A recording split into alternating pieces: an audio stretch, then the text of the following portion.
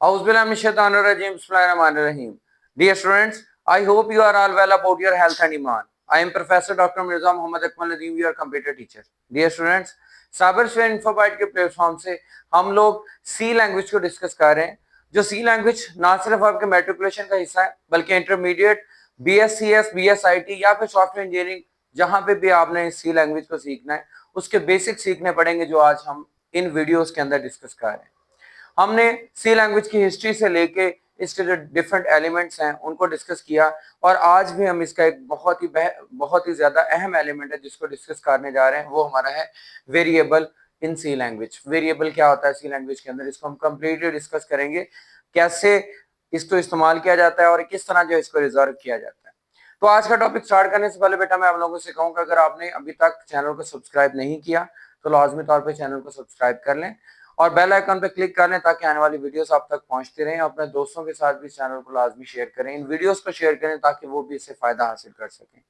और क्योंकि इल्म जितना ज्यादा आप फैलाओगे उतना ज्यादा जो है अल्लाह ताला आपके भी इल्म में बरकत फरमाएगा। और जिस तरह मैं आपको चीजें समझाता हूँ, आप उन चीजों को उसी तरह जो है वो प्रिपेयर करें ताकि आपको एग्जामिनेशन सेंटर के अंदर या फिर क्लासरूम के अंदर किसी भी क्वेश्चन को अटेम्प्ट करने के लिए जो है वो प्रॉपर एक मेथड मिल सके और किस तरह एक सोल्यूशन किया जा सकता है वो सारा कुछ मिल सके।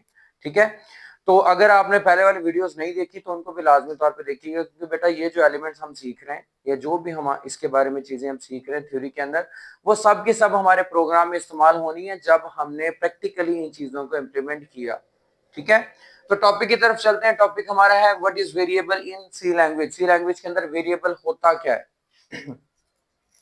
मैथ्स के अंदर आपने देखा कि वेरिएबल क्या होती है, ऐसी चीज जो तब्दील होती रहती है, जिसको according to the situation, according to the point of view, या फिर हम जिस तरह की प्रोसेसिंग करना चाहते हैं उसके अकॉर्डिंगली जो चीज वेरी करती है उसको हम वेरिएबल कहते हैं, यानी तब्दील होती रहती है। ठीक है, स्टिल नहीं रहती। जैसे कि आप लोग अलजबरा सॉल्व करते हुए कोई सपोजिंग वैल्यू लेके दो अगर आपके पास वेरिएबल्स, हम उनको नाम देते हैं A B C X Y Z, उनकी वैल्यूज निकालना चाहते हैं तो आप क्या करते हैं, किसी एक वैल्यू को सपोज कर लेते हैं और फिर दूसरी वैल्यू जो है वो उस सपोजिंग वैल्यू को पुट करने से निकाल लेते हैं। ठीक है, उसके बाद अगर हम उसकी वैल्यू चेंज करेंगे तो उसका रिजल्ट दूसरी वैल्यू का और आएगा, इसका मतलब ये वेरी होती है। सेम इसी तरह प्रोग्रामिंग के अंदर भी वेरिएबल जो है वो किसी भी वैल्यू को स्टोर करने के लिए इस्तेमाल होते हैं, लेकिन थोड़ा सा एस्पेक्ट इसका डिफरेंट है, उसको हम डिस्कस करते हैं। Variable is a named memory location और मेमोरी सेल। ठीक है, मेमोरी सेल आपने जो है वो पहले जब मेमोरी मैनेजमेंट आप लोगों ने पढ़ाया था उस वक्त आप लोगों ने ये पढ़ा होगा कि मेमोरी एक्चुअली क्या होती है। ये वो प्लेस है जहां पे जाके डाटे ने फिजिकली स्टोर होना होता है। कंप्यूटर की जो बिहाइंड द स्टेप मेमोरी है, जो कि बाइनरी फॉर्मेट के अंदर 0 1 होता है, नंबर ऑफ बिट्स की सूरत में ये स्टोर होती है। ठीक है, और वेरिएबल क्या होता है, एक्चुअली हमने क्या करना होता है, उस मेमोरी को हमने नाम दे लेना होता है, उसको रिजर्व कर लेना होता है कि इसका नाम ये है, इसके नंबर ऑफ बाइट्स ये हैं और इसकी डाटा टाइप ये है, तो इसको हम कहेंगे वेरिएबल। हमने उस चीज को अपने लिए रिजर्व कर लिया है। ये एक नेम्ड मेमोरी लोकेशन या मेमोरी सेल होता है। It is used to store the programs input data and its computational result during program execution. ये दो काम करता है कि जो डाटा इनपुट करेगा यूजर, एक तो उसको स्टोर करेगा प्रोग्राम के चलने के दौरान, और दूसरा क्या करेगा कि प्रोग्राम से जो हमें आउटपुट मिलनी है वो भी हमारी वेरिएबल के तौर पे स्टोर होनी है। ये दोनों चीजें कंट्रोल वेरिएबल करेगा। ठीक है, अब जैसे मैंने आपको बताया कि मैथ्स के अंदर एक्स वाई जी जो है वेरिएबल होते हैं, यहाँ पे हमारे जो वेरिएबल्स होते हैं वो एग्जैक्टली जो है वो उनका नाम जो है वो बाकायदा रखा जाता है। और नाम रखने के लिए ये चीज ध्यान में रखिएगा कि हमने नाम ऐसा रखना है जो उस वेरिएबल के साथ मैच होता हो। लाइक हम लोग वेरिएबल डिसाइड कर लेते हैं मार्क्स के नाम से, इसका मतलब है कि ये मार्क्स स्टोर करेगा किसी भी स्टूडेंट के मार्क्स, यानी वेरिएबल का ये नेम है और ये उसके क्या करेगा, जो है वो उसके अंदर स्टोर करेगा उसके जो मार्क्स हैं। इसी तरह जो हम लोग जो है वो डेट ऑफ बर्थ फाइंड करना चाहते हैं तो डेट ऑफ बर्थ इस तरह भी हम लोग बना सकते हैं, और दूसरा हम लोग क्या बना सकते हैं, इसका एज, दोनों से हमें पता चल सकता है उसकी एज कितनी है या उसकी डेट ऑफ बर्थ कितनी है। ठीक हो गया, इसको प्रॉपरली कैसे जो है वो मैनेज करते हैं वेरिएबल को जो है वो हम बाद में डिस्कस करते हैं। पहले जो है वेरिएबल को मेमोरी के अंदर कैसे मैनेज किया जाता है। लाइक दैट हमारे पास जो है ये एक मेमोरी है एज ए होल, जिस तरह हम कह लें कंटेनर है मेमोरी का, और आपको पता कि मेमोरी के अंदर इस तरह सेल्स बने होते हैं ये वाले। ठीक है, के मैप के थ्रू आप लोगों ने पढ़ा होगा कि इनकी लोकेशन इस तरह बनती है। ये हमारे पास 0 सेल होता है एक्स और वाई एक्सिस पे, ये 1 2 3, ये इसी तरह 1 2 और 3।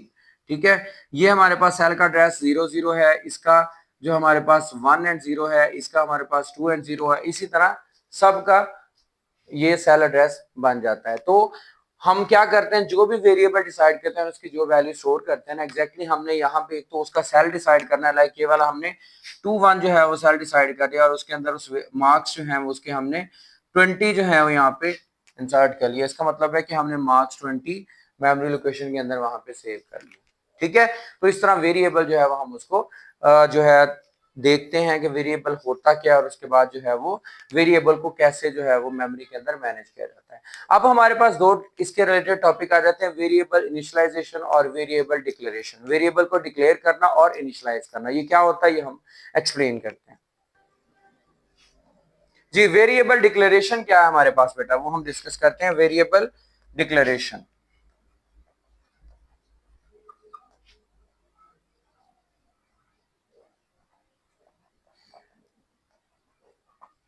वेरिएबल डिक्लेरेशन क्या होती है?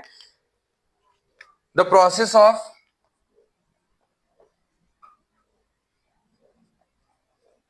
specifying data type and name of a variable is called variable declaration। ठीक है, हम क्या कह रहे हैं कि जो प्रोसेस है जिसके अंदर हम लोग वेरिएबल का डाटा टाइप कौन सा है, यानी किस किस्म का डाटा वो अपने अंदर स्टोर करता है, और उसके बाद उसका नाम क्या है, ये जो हमने काम करना है इसको हम वेरिएबल डिक्लेरेशन कहते हैं।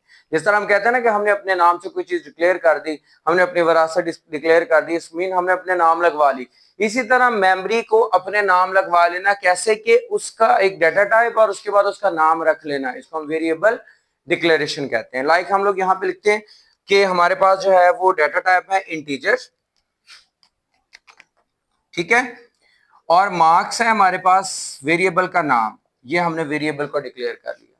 ठीक है, फ्लोट हमारे पास है डाटा टाइप, उसके बाद हमने एवरेज जो है वो हमने रख लिया वेरिएबल का नाम, ये हमने इसको क्या कर लिया, डिक्लेयर कर लिया। उसके बाद हमारे पास इसी तरह आ जाता है कि हमारे पास स्ट्रिंग जो है वो एक डाटा टाइप है, सॉरी डबल कह लें, और हमने उसका नाम जो है वो लाइक रख लिया ऑब्टेन मार्क्स, और ये हमारे पास जो है वो डिसाइड हो गया, वेरिएबल यानी डिक्लेयर हो गए। अब बेटा वेरिएबल की जो डिक्लेरेशन के बारे में कुछ चीजें जो है वो आपके माइंड में होनी चाहिए। पहली बात तो ये है कि वेरिएबल जो है वो हमें लाजमी तौर पे डिक्लेयर करना पड़ता है, अदरवाइज जहां पे भी हम इसको इस्तेमाल करेंगे अगर हमने डिक्लेयर नहीं किया तो कंपाइलर जब भी हम इसको कंपाइल करेंगे एरर दे देगा कि आप इसका जो है वो आपने कहीं भी इसको डिक्लेयर नहीं किया, क्योंकि जब तक हम मेमोरी रिजर्व नहीं करते तब तक इसका मतलब है उसका कोई यहाँ पे अता पता ही नहीं है। ठीक है, उसके बाद दूसरी है, इसको कहते हैं स्ट्रॉन्गली टाइप फेस्ड लैंग्वेज है। जो स्ट्रॉन्गली टाइप फेस्ड है हमारे पास, कि इसके अंदर वेरिएबल को मस्ट डिक्लेयर करना पड़ता है ताकि हम लोग जो है वो इसको लाजमी तौर पे प्रोग्राम के अंदर इस्तेमाल कर सकें। और उसके बाद वेरिएबल एक नहीं बल्कि हम जितने मर्जी अकॉर्डिंग टू द सिचुएशन और जहां पे मर्जी प्रोग्राम के अंदर हम इसको वेरिएबल को डिक्लेयर कर सकते हैं। ठीक है, उसके बाद इसके अंदर रिलेटेड और इंफॉर्मेशन जो है वो वेरिएबल जो है उसकी जो डाटा टाइप होती है वो स्पेसिफाई करती है कि इसने नंबर ऑफ बाइट्स कितने लेने, इसकी प्रिसीजन कितनी होनी है। नेक्स्ट वीडियोस के अंदर हम लोग डिस्कस करेंगे कि हर एक डाटा टाइप जो होती है उसकी कितने बाइट्स को कवर करता है और उसके बाद उसकी रेंज क्या होती है। ठीक है, कहां से लेकर कहां तक डाटा उसके अंदर सेव कर सकते हैं। तो लाइक यहाँ पे मैंने इंटीजर मार्क्स स्टोर किया है, डाटा जो है वो वेरिएबल नाम रखा है, तो जो इंटीजर उसकी डाटा टाइप है ये 2 बाइट्स मेमोरी जो है वो लेती है। इसी तरह हमारे पास फ्लोट जो है इसकी अलग है, करैक्टर डाटा टाइप उसके लिए 1 बाइट होता है, एंड मैनी मोर, इस तरह की बहुत सारी चीजें। ठीक है, उसके बाद नेक्स्ट हमारे पास आ जाता है बेटा वेरिएबल इनिशियलाइजेशन। वेरिएबल इनिशियलाइजेशन, जी, वेरिएबल को इनिशियलाइज करने का मतलब क्या होता है? द प्रोसेस ऑफ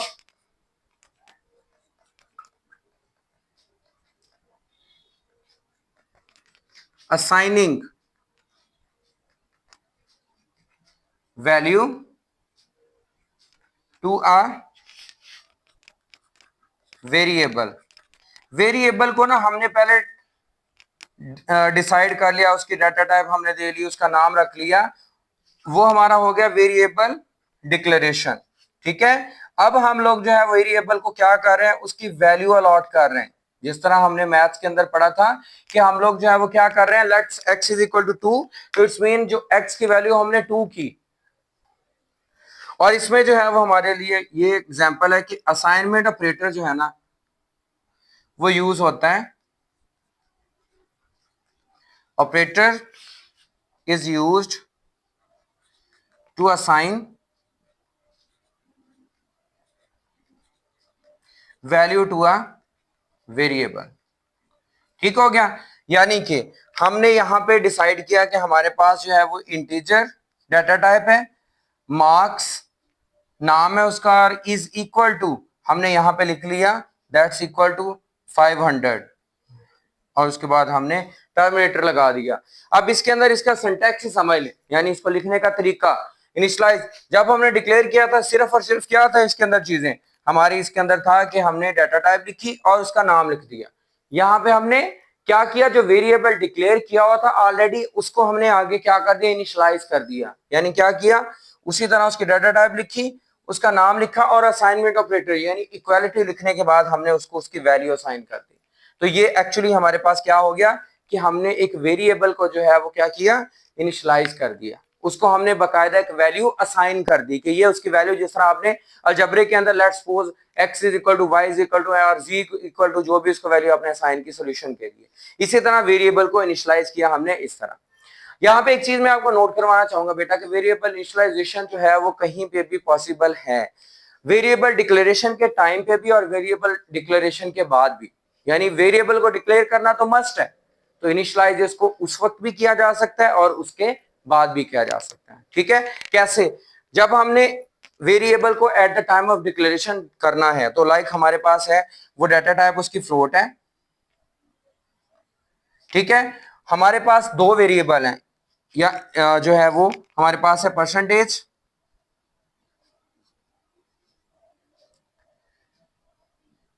और एवरेज। ठीक है, हम इसको इकट्ठा डिक्लेयर कर लेते हैं और उसके बाद इसको वैल्यूज असाइन कर लेते हैं। एक की वैल्यू हमारे पास आ गई 17, यानी उसकी जो परसेंटेज है 17% है और एवरेज उसकी जो है वो 13.2 है। ठीक है, इसका मतलब है कि हमने at the time of declaration variable को नाम भी दे दिया, उसकी डाटा टाइप डिसाइड कर ली, क्योंकि इन दोनों की एक ही डाटा टाइप थी इस वजह से इकट्ठा मैंने डिसाइड कर लिया, दरमियान में कॉमा इस्तेमाल करके ना भी करें तो एज लाइक दो हमारे वेरिएबल्स होंगे स्पेस यूज करने से। और 17 और 13.2 ये है at the time of declaration. After the time of declaration अगर आप एक दफा डिक्लेयर कर लिया इस तरह, ठीक है, इंटीजर मार्क्स, लेकिन आपने इसको वैल्यू असाइन नहीं की, बाद में आप इसको असाइन करना चाहते हैं, इसी एग्जांपल को ले लेते हैं कि अगर आपने यहाँ पे वैल्यू असाइन नहीं की, जस्ट लाइक आपने यहाँ पे जस्ट ओनली ये वैल्यूज असाइन जो है ना वो वेरिएबल डिक्लेयर कर लिए, अब आप क्या करोगे, नीचे again float percentage is equal to 17, फिर float average is equal to 13.5। It's mean कि वेरिएबल जब बाद में अगर इनिशियलाइज करोगे तो आपको हर एक के लिए अलग अलग जो है वो आपको इनिशियलाइजेशन अलग-अलग स्टेटमेंट के थ्रू करनी पड़ेगी। तो बेटा ये हमारे पास है वेरिएबल, वेरिएबल को इनिशियलाइज करना और वेरिएबल को डिक्लेयर करना। अगर इसके अंदर कोई भी कंफ्यूजन हो, कोई मसला हो तो मुझे लाजमी बताइएगा, कमेंट बॉक्स में लाजमी मुझे ना फीडबैक दिया करें, ताकि इसको मजीद अगर इसके अंदर बेहतरी हो या कोई चीज आपको क्लियर ना हो रही हो तो मैं उसको क्लियर करवा सकूं, चाहे नेक्स्ट वीडियो के अंदर या अगेन इस वीडियो को आपको दोबारा से बना के आप तक पहुंचा सकूं। ठीक है बेटा, एक बात मैं आपको बता दूं कि ये क्वेश्चन जो है हमारा आमतौर पे शॉर्ट क्वेश्चंस के अंदर आता है, ठीक है, लेकिन डिफरेंस के फॉर्म में ज्यादा पूछा जाता है कि write the difference between variable initialisation and variable declaration. तो आपने हर पॉइंट ऑफ व्यू से इसको तैयार करना है। ठीक है, अपने दोस्तों के साथ भी इसको शेयर लाजमी कीजिएगा और अगर आपने अभी तक चैनल को सब्सक्राइब नहीं किया तो लाजमी तौर पे चैनल को सब्सक्राइब कर लें, बेल आइकन पे क्लिक कर लें ताकि आने वाली वीडियोस आप तक पहुंचती रहें। दुआ में याद रखें, अपना बहुत ज्यादा ख्याल रखें, इंशाल्लाह मिलते हैं नेक्स्ट वीडियो के अंदर। जज़ाकल्लाह।